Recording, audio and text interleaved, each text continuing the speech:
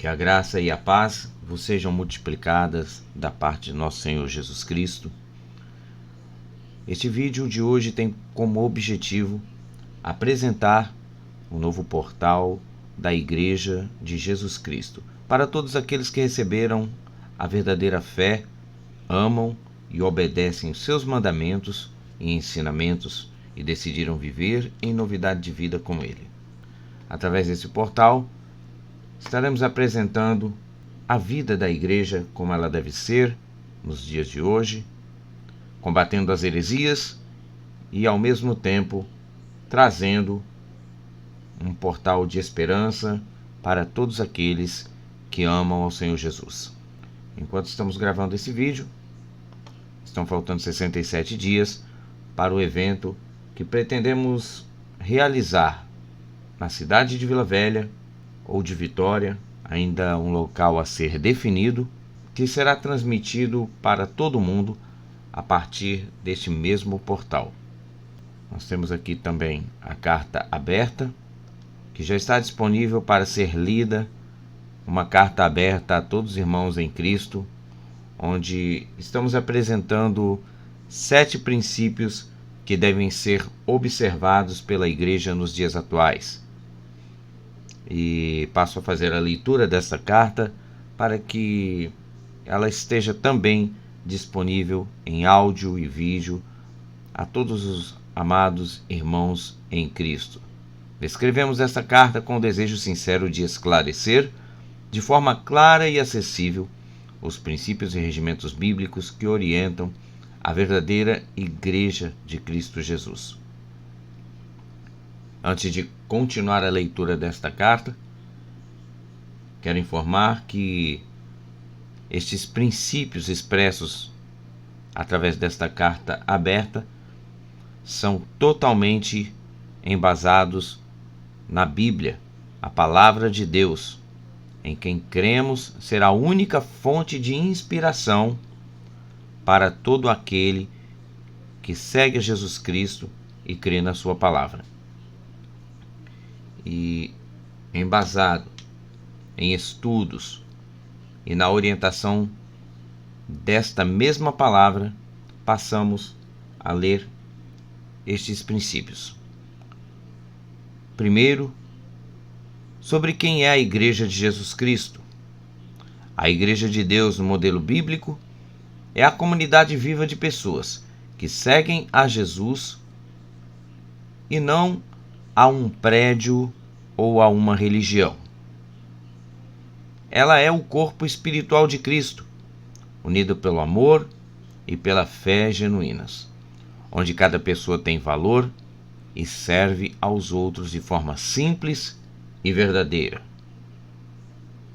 O segundo princípio, sobre o significado real da igreja. A palavra original igreja significa reunião dos que foram chamados. Ela existe onde 2 ou 3 pessoas se reúnem em nome de Jesus Cristo. Os seguidores da igreja formam um corpo vivo, e não uma instituição ou organização. Todos devem se ajudar de forma mútua e viver em harmonia. Cristo é a única cabeça, o único verdadeiro líder desta comunidade. Desta forma, todos devem viver em harmonia e união e conviver entre si sem disputas por cargo, poder ou posições, porque na Igreja de Cristo todos são iguais. Se houver alguma organização temporal, esta deve ser para a ajuda ao próximo, nunca para gerar disputas internas ou divisões, obedecendo ao que o Senhor Jesus ensinou sobre o serviço e o amor ao próximo. Maior é aquele que serve aos outros, sem esperar nenhuma recompensa, status ou benefícios próprios. O terceiro princípio, sobre quem são os verdadeiros igrejados.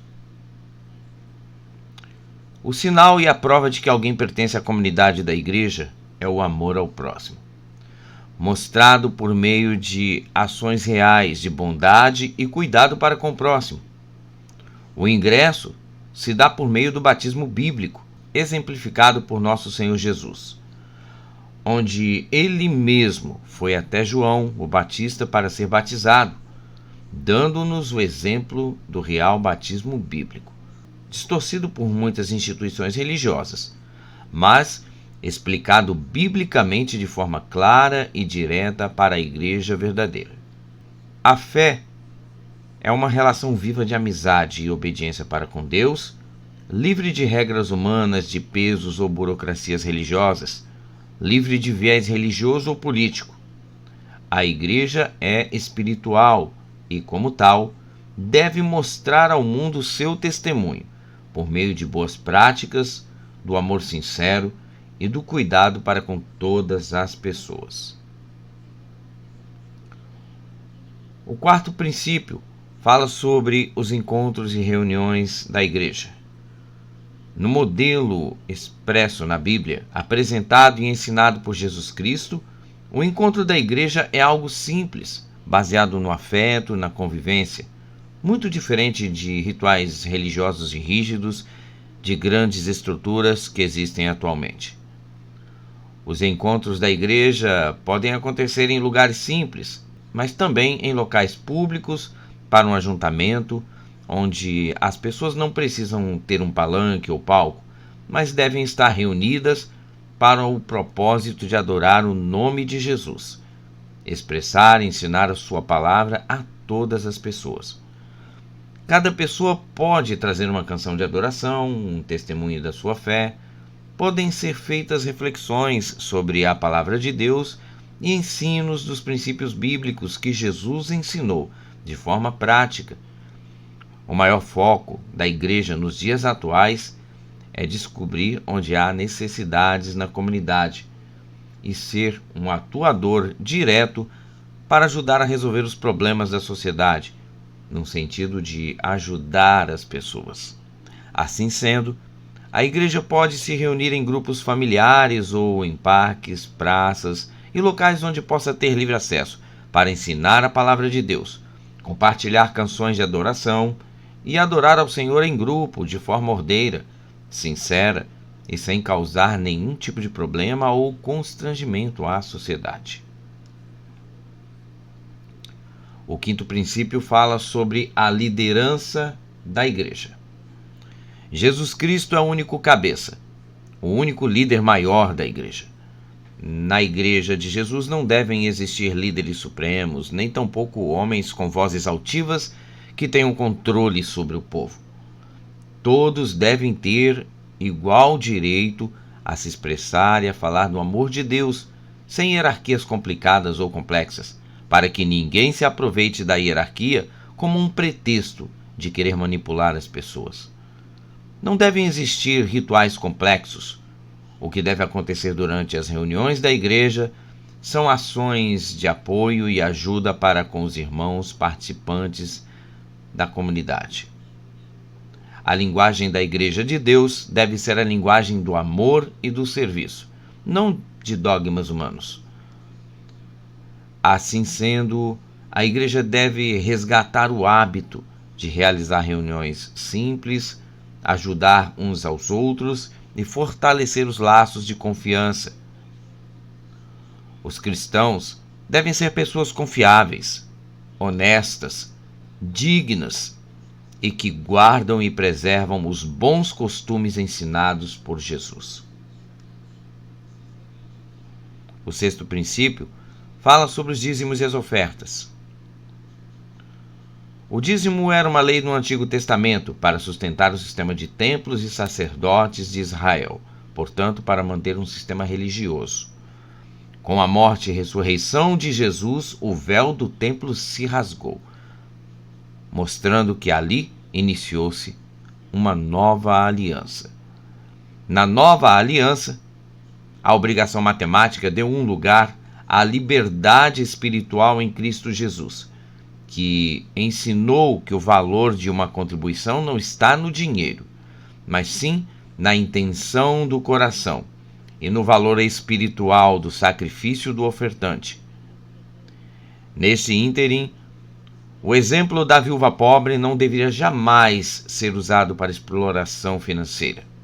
Muitos dizem que a viúva entregou tudo o que possuía para viver e, assim, se aproveitam desta passagem de forma isolada para requerer que as pessoas deem altas somas em dinheiro ou bens materiais e até tudo que têm, para manter os templos e um sistema religioso. Porém, como já dissemos, o tamanho do sacrifício e a intenção do coração não tem nada a ver com valores em dinheiro ou coisas materiais.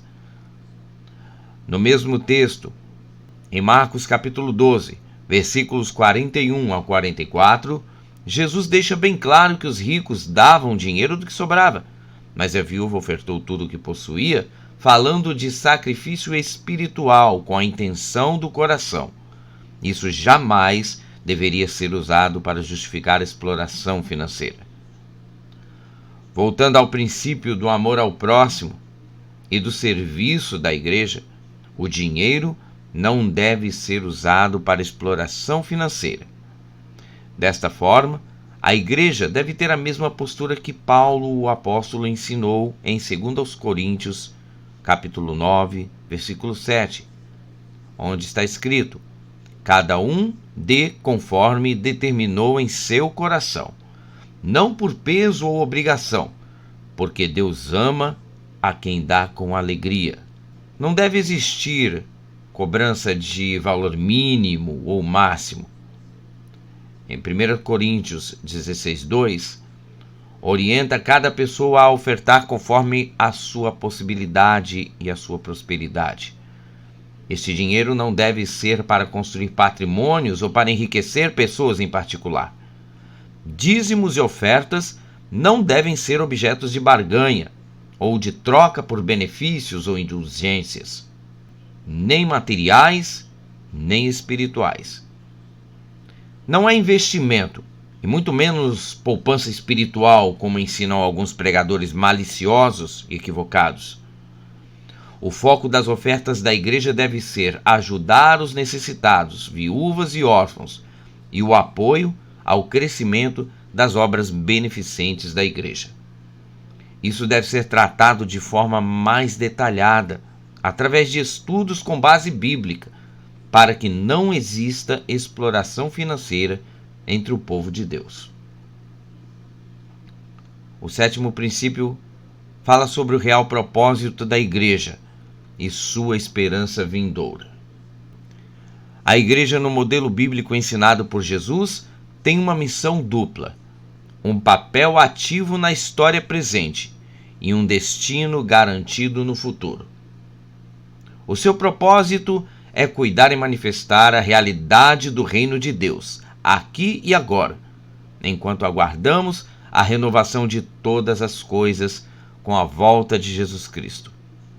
O propósito da igreja na terra não é construir patrimônios, não é ganhar relevância política, nem impor dogmas, mas apresentar o reino de Deus aqui na terra, mostrando o exemplo bíblico de Jesus, chamado de o corpo de Cristo. O propósito da igreja é fazer o que Jesus faria se estivesse fisicamente aqui hoje: curar feridas emocionais, acolher os rejeitados, combater toda forma de injustiça, manifestar o amor prático de Jesus, conforme ele disse: nisto todos conhecerão que sois os meus discípulos, se amardes uns aos outros, conforme está escrito em João, capítulo 13, versículo 35. O propósito da igreja é ser sal e luz. O sal preserva e dá sabor. A luz dissipa a escuridão. A igreja existe para trazer esperança, ética, verdade e alívio aos sofrimentos humanos no dia a dia. A esperança vindoura da igreja não é uma fuga alienada da realidade, mas é a certeza de que a dor, a morte e a injustiça que existem hoje vão acabar com o retorno de Jesus. A igreja aguarda um momento em que o próprio Senhor Jesus Cristo se manifestará visivelmente para estabelecer o seu reino e justiça eternos. A esperança cristocêntrica da Igreja é a redenção do corpo e da matéria, através da ressurreição em Cristo Jesus. Assim, a morte não é o fim, mas a transição para uma vida eterna em Cristo Jesus. A promessa de Jesus para a Igreja bíblica é de que serão entregues novos céus e uma nova terra, onde Deus habitará com a sua Igreja, todos os redimidos, conforme Apocalipse 21, nos versículos 1 ao 4, que nos mostra que não haverá mais morte, nem tristeza, nem choro e nem dor. Assim, esta é a esperança vindoura da Igreja. Que o Senhor Jesus Cristo guarde e ilumine a cada coração que lê e ouve estas palavras. Que vivamos juntos em simplicidade e verdade, como o corpo vivo de Jesus Cristo. Em nome de nosso Senhor Jesus Cristo, assim declaramos. Amém. Se esta carta aberta e essas palavras falaram ao seu coração e você entende que deve participar das reuniões da Igreja de Jesus Cristo, dentro deste portal, sempre haverá um formulário, uma área, onde você pode se comunicar com outros irmãos da Igreja de Jesus Cristo. Existe aqui um formulário para que você possa se comunicar com outros irmãos em Cristo Jesus e com os organizadores desta iniciativa de servir a Igreja de Cristo na Terra.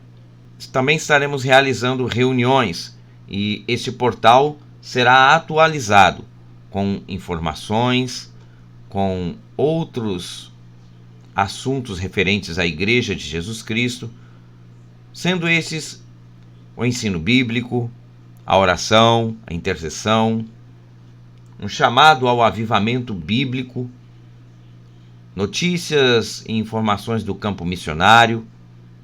E aqui, através deste portal, também haverão grupos de reunião da igreja que serão divulgados para orientar os irmãos que desejam viver os princípios da Igreja de Jesus Cristo através dessa visão, uma visão bíblica que mostra a Igreja de Jesus Cristo em sua totalidade até a volta do Senhor Jesus. Se você sente um chamado a servir a Jesus de forma sincera, participando de um dos nossos grupos de reunião, então comunique-se conosco através deste portal. Sempre haverão meios de contatos aqui para que você possa ser encaminhado a um grupo de oração ou a uma igreja local que está vivendo estes princípios.